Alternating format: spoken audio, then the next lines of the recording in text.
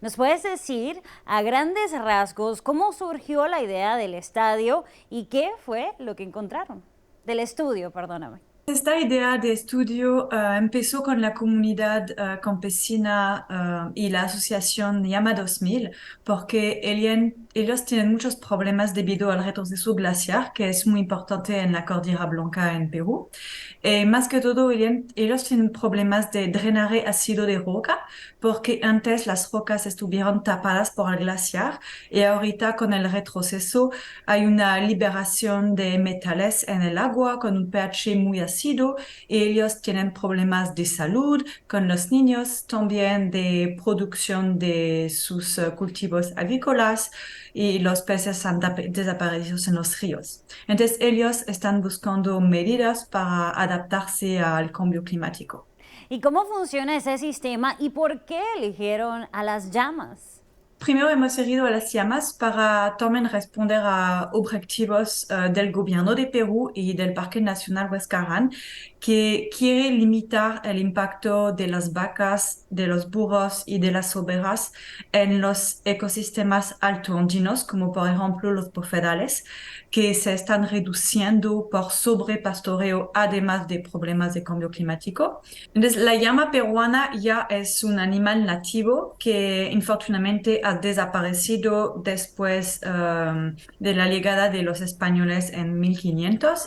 Entonces, ya es un animal que es adaptado a la altura y que se encuentra ya en el paisaje de Perú y también de Bolivia y de Sudamérica en general.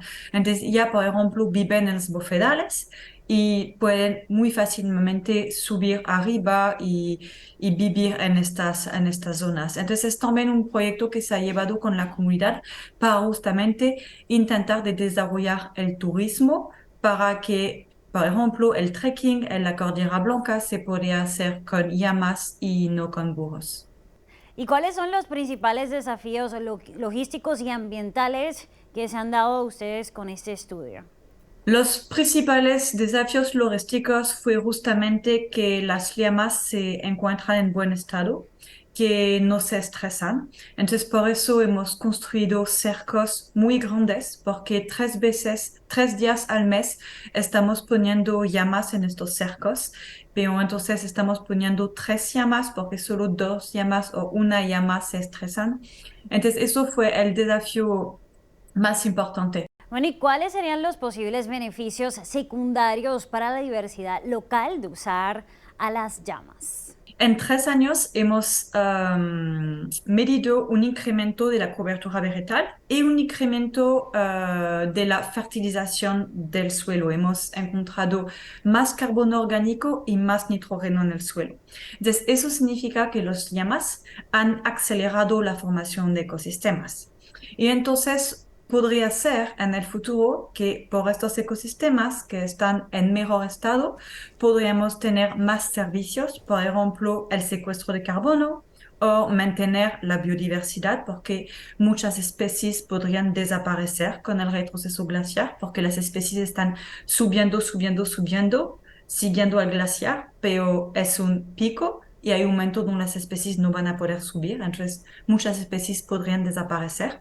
¿Algo más que quieras compartir con nosotros sobre este estudio? ¿Algo más que hayas aprendido de las llamas?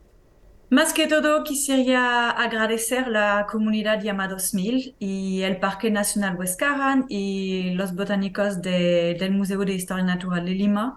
Y creo que eso es un punto muy importante porque es algo que podría ser replicado en la Cordillera Blanca, trabajando con otras comunidades que también podrían tener llamas en el futuro.